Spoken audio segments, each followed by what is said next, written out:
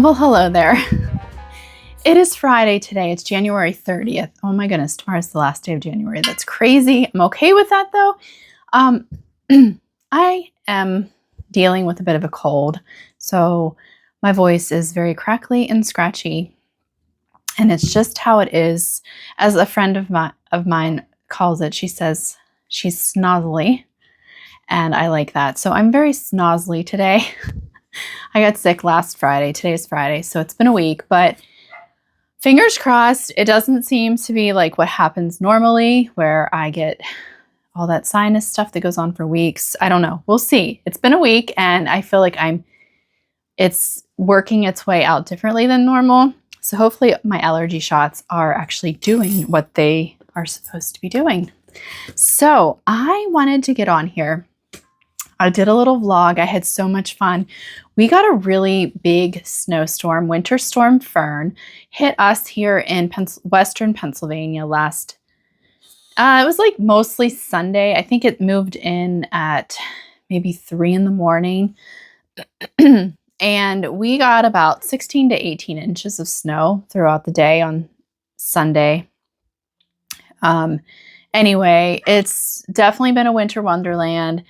And it's been so frigid out, like -degree Fahrenheit in the morning and stuff, and then not getting much. Is it getting double digits at all? I think maybe up to like 12, 14 degrees Fahrenheit. So anyway, I have not, between having this head cold and then it being so cold out, I'm taking Tilly out. Brad took her out more this week. When I go out, it's like no more than a half an hour at a time because it's just so cold. But I did a little bit of vlogging throughout this past week, which I have already included in the beginning. And I have some knitting I want to talk about. I'm going to show you guys my journal because I mentioned that before and I had a lot of people interested. So let's just do the journal first. There's not a lot. It's not complicated, but I'll show you the journal and then we will move on to my knitting because I completed a project and then I have a brand new unexpected cast on that I had no plans of casting on, and I will explain that. It's a sweater and let's just start. Let's start with the journal. So this is my old knitting journal. I picked this up at a used bookstore. I think it was in Chincoteague, Virginia. So that means that I would have gotten this like 14 years ago. And it's called A Designer's Notebook. And I got it for probably like $5. I don't know. Anyway,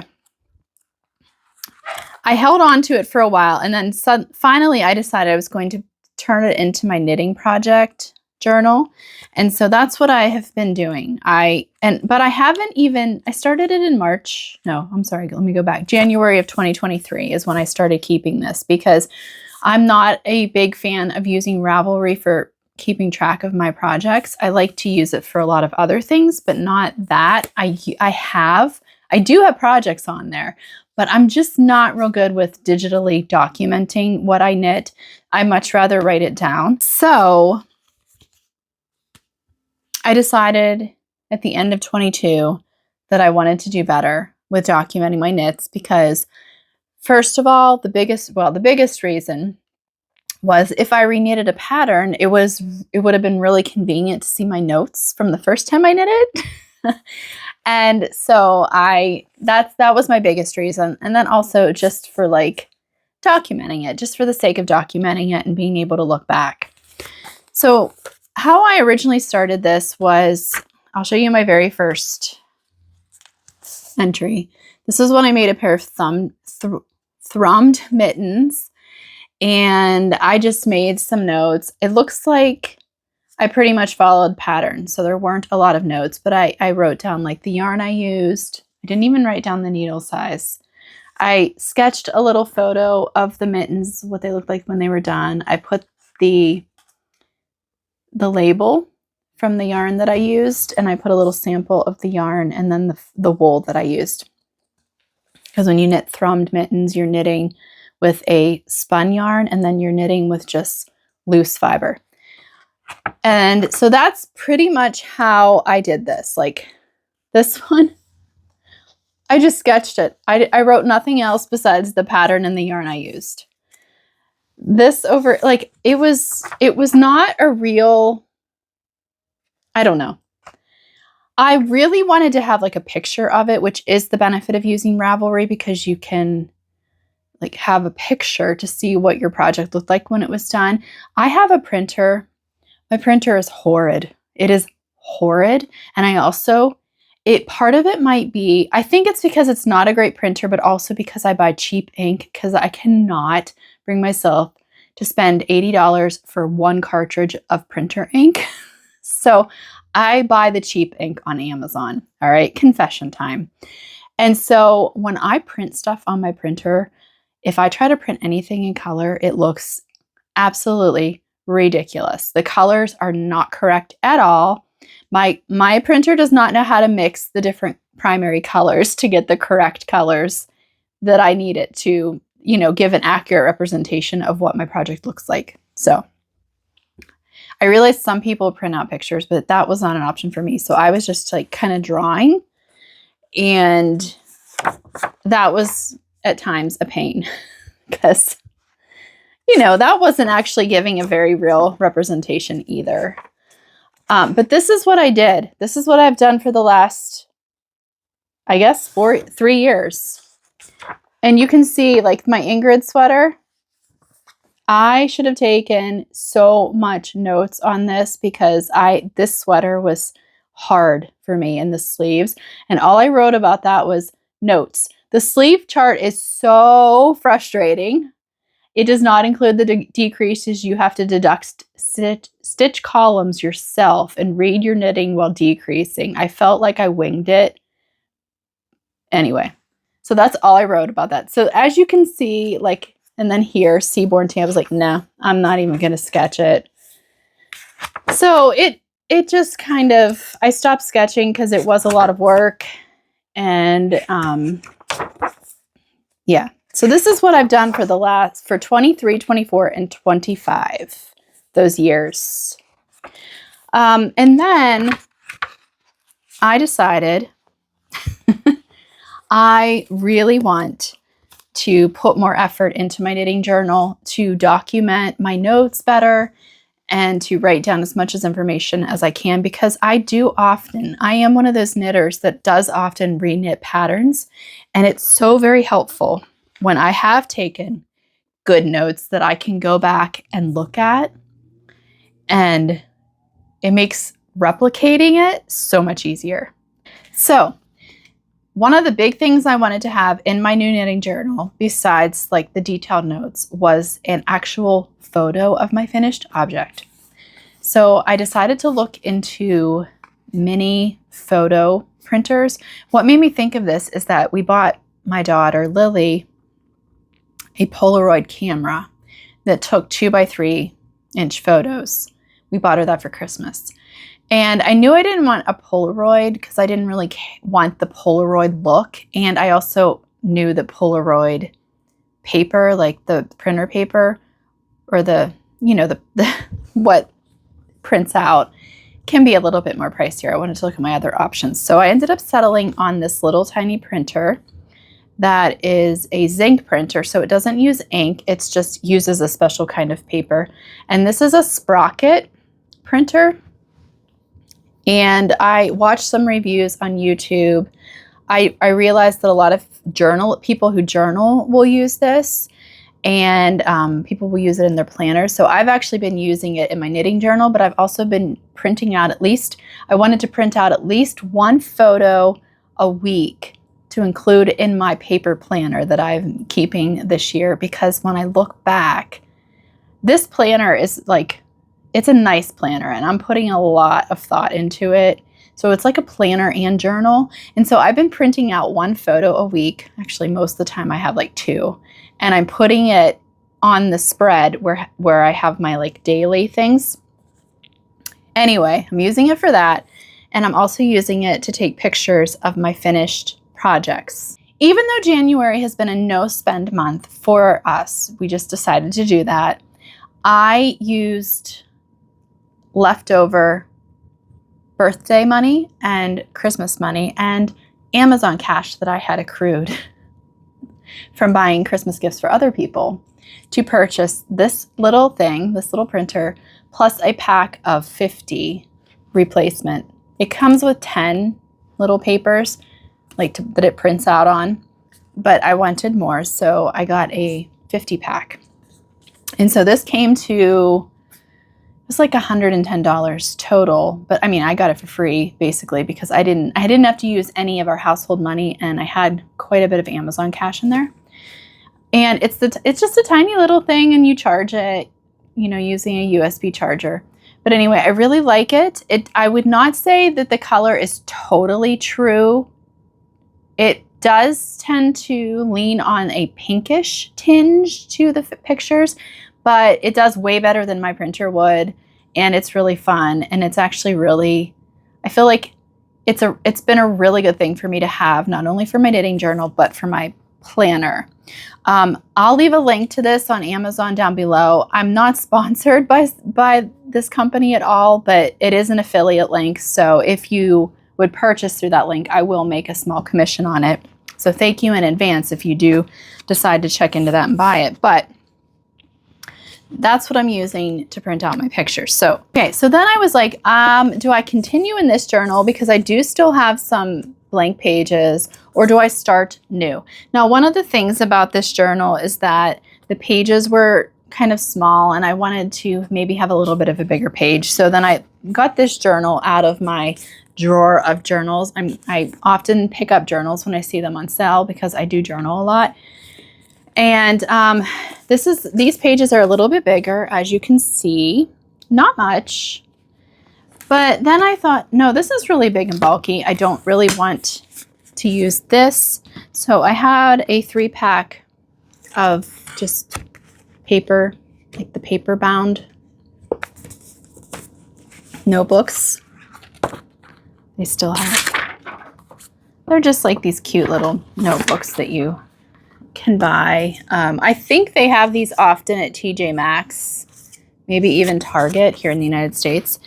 So I decided that I was going to use this instead, and I would do a 2-page spread for each project. Unless I didn't need it, then I would just keep it at 1. I didn't want to, in other words, I didn't want to force all of my notes to be compressed to 1 page if I thought it would benefit for me to have them spread out. So I've only made 2 entries into this because I've done more than that this year. I think I've completed 3 projects, but I have not documented my Felix sweater yet. I started taking notes for it in my old one, so I'm just going to transfer the notes over to this one. But I want to show you how I'm doing it this year. So this is my spread for my Point Edward mitts that I made. And I did adjust the pattern a little bit with the numbers, the stitch counts and stuff, because I wanted it to fit the hand a little bit tighter, and then I changed the ribbing and stuff. So I made note of all the different sections, like any change, like for the thumb and all that. And then over here, this is where you can see that I printed out, and I should say that Sprocket photo paper is adhesive. It's like a sticker. So you just peel off the back and you can put it on, which is another plus if you're using it for journaling. Where with, like, for instance, a Polaroid, you would have to glue it on. And then I put the yarn composition here because it was a sticker on the ball band. And then I just cut out this Farmer's Daughter fiber logo because that was the yarn that I used. And I took a little bit, and I do try to do this, I took a little bit of the yarn from this project and I wound it up and taped it there. And that's helpful for 2 reasons to me. One is then I can see what the yarn looks like before it's knitted up. And then also if I would need to like darn these at all, I would have a little bit guaranteed set back. So it's not a whole lot, but it's just a little bit, you know, it's enough. What I normally include in my knitting journal is I put the name of the pattern and the designer. I put the yarn and sometimes I will put the yarn composition, like what kind of wool it is or what else is in it. And then I put the needles, the needle size that I use, and I didn't put the gauge on these because I didn't do a gauge swatch, but if it's a sweater project, I'll put the gauge. And then I just put anything else that I change to the pattern or I think will be helpful when I go to reknit the pattern in the future. I usually put a start and a finish date, which I forgot to mark the finish date. So I think I might be able to look back in my calendar and kind of guess around about time that I finished these. So that's the first one. And then the second one is, this only took 1 page. So these were the zigzag magic heel socks that I just test knitted for the autumn acorn. And as you can see, I did the same thing, put the yarn, the needles, the size I knitted because this pattern had 3 different sizes to choose from. I wrote out how many rounds of the heel portion I did and then how many rounds for the foot portion. Because this is a different type of heel, so I'm not used to this type of heel. Usually in my heel flap and gusset heel that I do on every sock, I just know to do, like, I just know how many rows to knit for a heel, but for this, I wanted to write it down because this is not something I'm going to remember. And then I just put the tag of the yarn and then again, a little bit of the yarn. And then I just put some, this is just washi tape because I have lots of washi tape. I like doing that kind of stuff. You don't have to do that.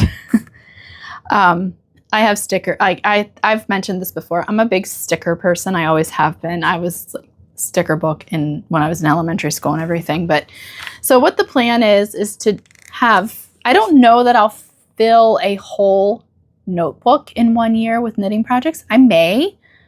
But if not, I will just get one of those little tabs that you can make stick up out of the top, you know, like it has an adhesive and you can stick it down in, and I'll write the date on it for the new year. So like if I only fill this up halfway this year, then I will just put a 2027 tab and I'll just pick up from where I left off so that I'm not wasting.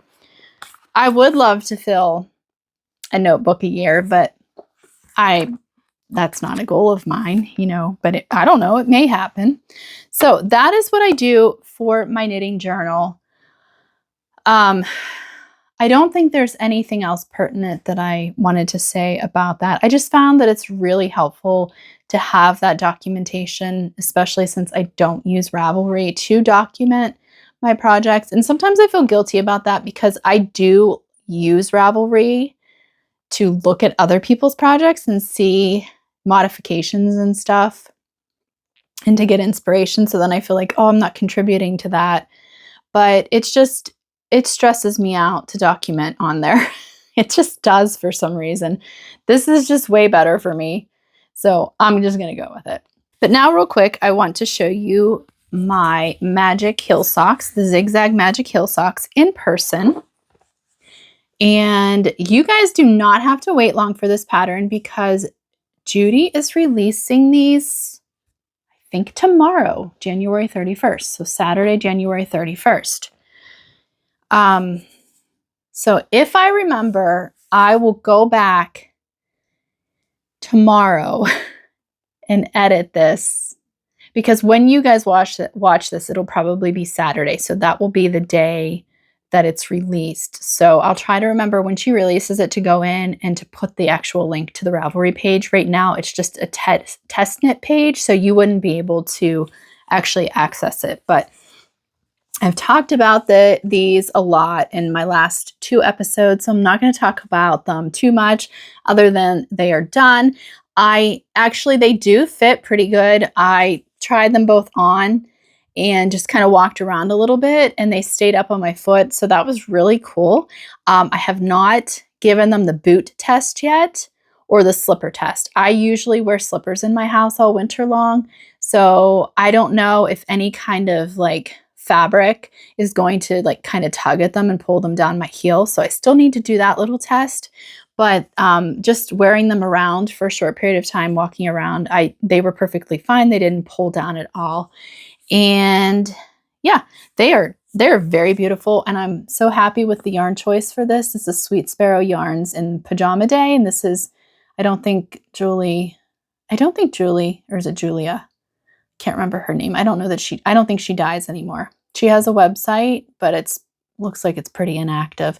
And this is such a pretty little motif up there that was really fun and kind of addicting for me to make. So yes, those are done. So now they can go in my sock drawer. Okay, I started a new sweater. So remember I was going to knit the Euro sweater by Ago Knits. I'm probably mispronouncing that. Anyway, it was the all over cable that was knit side to side, and I was watching lots of videos, and everybody that I watched were saying how it was a very challenging project. And they had the one that really got me was Beth Stone, who is a designer. She designs a lot of colorwork socks. And other things. She designs other things as well, but she was like kind of annoyed that she had to do so much math and stuff for a pattern that she paid for. So after I watched that one, I was really like, oh my gosh, I don't think I want to knit this. So I was talking to Lily about it. You guys had sent multiple suggestions on alternatives that looked similar, the big oversized drop shoulder, kind of a cabled sweater. And we had looked at them, and then she is like, can you knit me something like this? So I'll put the picture up here, what she sent me. She sent me 2 different pictures. I'll put them up here so you can see. And so I was like, yes, and I would actually love to knit that. Like, cables are okay. I'm going to be honest, cables aren't my favorite thing to knit. They're fiddly. I don't like them. Even when I knit without using a cable needle, they still feel really fiddly to me. Color work, on the other hand, is like, oh my gosh, it's my favorite. It is my favorite. It's my favorite knitting technique. I'm talking mosaic, stripes, stranded color work. I love it all. I just love color work. It is my type of knitting. So I got on, and we were kind of sitting here and tossing ideas back and forth, but I got on Ravelry and I found the Olga sweater by Petite Knit, and I thought this looks very similar to the sweaters that you sent me. These were just pictures of sweaters. They weren't actually pictures of patterns of sweaters. So I ended up getting that pattern by Petite Knit, the Olga sweater. And Lily wants it oversized, so I should technically be knitting her an extra, extra small. But I'm actually knitting a size medium. And what we did, because she wants this striped, so this is a striped sweater, as you can see, but it's meant to be 2 different colored stripes, but she wanted all over different colors of striping. So we went through, as you would have seen in the footage, the vlogging footage, we went through all of my fingering weight yarn scraps, and then also some full skeins. And then I had this Surrey alpaca, baby Surrey. It's not fingering weight. It's a little bit up above that. Like, it's not as thin as Mohair. It definitely has more fluff. I have Mohair. Lily can't tolerate Mohair. So, but this, I knit a sweater for myself using this held double with a fingering weight yarn, and I had her put it on, and she said, yeah, this is good. It's not scratchy. It doesn't make me feel itchy. So I have 3 skeins of this. I'm hoping that that's going to be enough. I don't know, because I also have leftover of the minty green, actually the ranunculus that I was wearing last episode. This was the minty green that I had held double, and I think Flower Hill Fleeces dyed this. I think this was a Flower Hill Fleeces. So I am holding this double in some of it where it makes sense, okay? I am just having so much fun. Lily went through and picked out like her favorites, and then she also gave me creative license to go in and add colors that maybe she necessarily wouldn't have picked out, but I'm going to probably stay mostly with what she has chosen. So I'll show you what I have so far. So this is knit where you start with the back and you're doing short rows and you make a trapezoid shape basically. And so now I'm knitting this trapezoid. I'm through most of this was short rows, German short rows, but now I'm just knitting back and forth until I reach the length. And then I think I go and I pick up stitches for the front, for the shoulders, and I do the shoulders and then down the front portion of it, and then I will join in the round, and then it'll be knit in the round. So this is it so far. And this is just like so much fun because it's kind of like my button box throw that I knit in the month of December. I love when I have projects that are colorful and scrappy because they just go so fast for me because I have so much fun picking out colors. And I'm like, let's finish this stripe and move on to the next one. What color am I going to use next? So because the Surrey is so fluffy, it really tones down. Like this red here was a bright red. I'm not going to dig for it because it would be noisy, but it was a really bright red. But because I'm holding that Surrey throughout, and the same would go for Mohair, it really tones down the colors and makes them blend, I think, more it makes things more cohesive. So yeah, let me see, can I lay it out here? You guys get the picture. I started this 2 evenings ago, so I've gotten quite a bit done. It is easy and it is fun because I'm changing colors constantly. And I love colorful projects in the winter because it's so gray here that the colorful projects just make me so happy. And so this has been a joy to work on. I don't think I have anything else to say about it. I have a feeling this is going to go really quickly, which is great because I think if I would have knit the Euro sweater, it may have been several years before Lily actually got it. And she is totally cool with me not doing that for her, not knitting that. She actually said she wants this sweater and she also wants a pair of leg warmers to wear under her boots, like her high boots. So I am going to knit her a pair of leg warmers as well. I'm going to cast those on soon, so you'll probably see those on the next episode.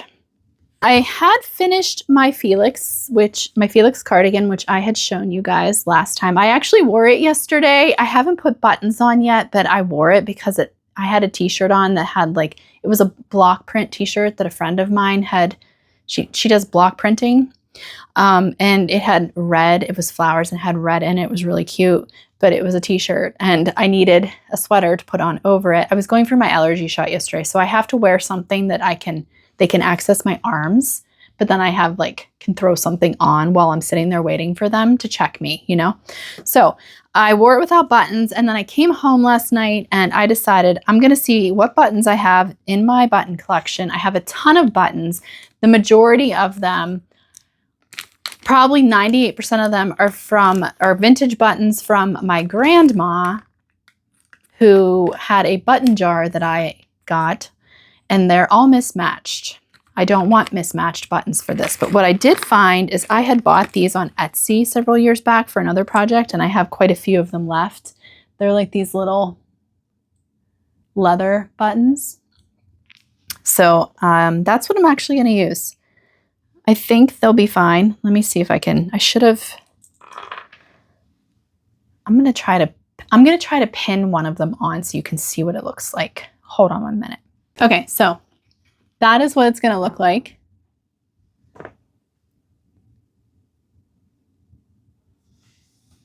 So that'll look nice.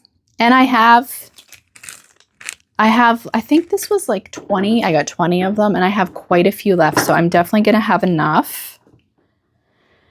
I had to laugh. If you guys can you hear Tilly? She's outside. I had to shut her out of my room, which, don't yell at me. I know that you guys love Tilly, But as you saw last week, the Tilly cam at the end, that happens every time I podcast. She starts on the bed, she sees me sit on the floor and start talking to the camera, and bam, she's down here wanting on my lap, and I just can't film then. So Lily is home today. I shut Tilly out and told Lily she needs to entertain her, but she's been out there barking because she wants me, I'm sure. So I'm almost done then. She'll survive.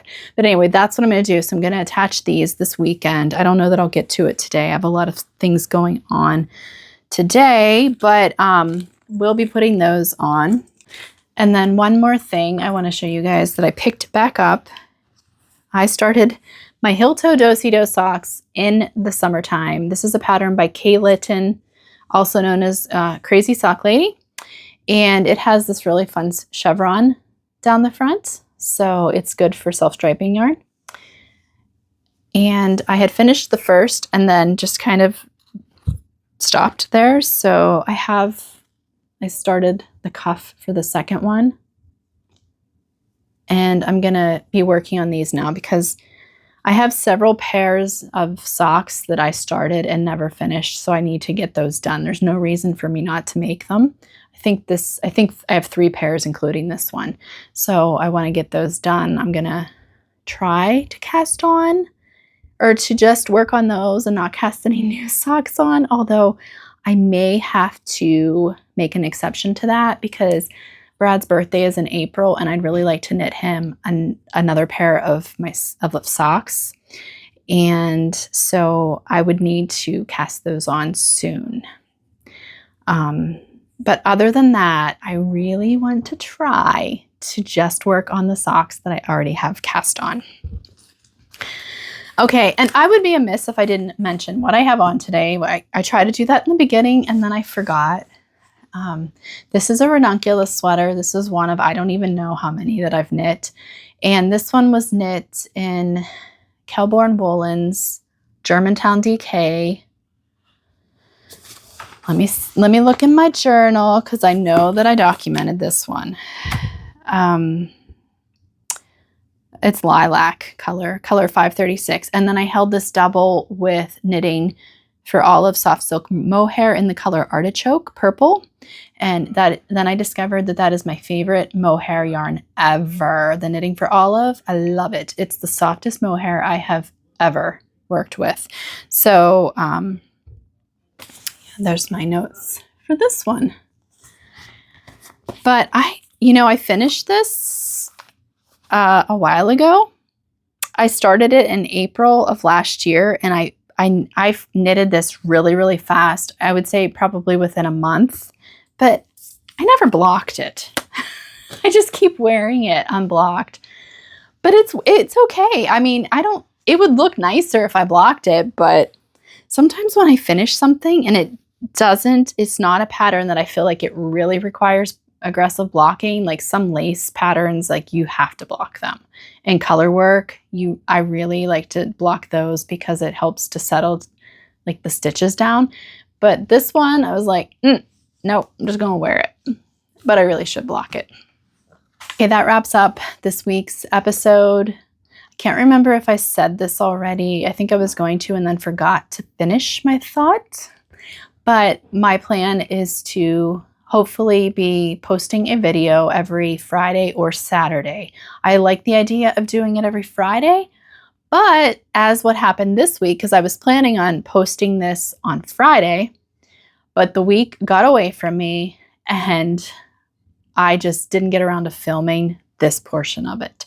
So I'm going to try to shoot for Friday and Saturday of every week, unless I don't really feel I have anything like informative or entertaining to talk about, then I just won't post for that week. But it's good for me to have a consistent schedule and when I put my videos out. So that is what I'm going to try for this year. That's one of I'm not a goal setter in January. Like I said before, my time of the year starts, my new year starts in April, end of March. You know, when spring starts, that's Amber's new year. But because my business runs on a calendar year, January through December, one of my goals this year is to be more consistent with posting. And so that is my plan. Okay, thank you for being here with me. You can find all the information about all the things I talked about down below, as well as where you can find me on Instagram and Ko-Fi, and my email is down there as well. And enjoy your knitting and your crafting, whatever you're doing right now. This is the time of year for crafting here for us in the northern part of the Northern Hemisphere. So have fun with your knitting and your creating and all of your making, and I will see you next week. Goodbye.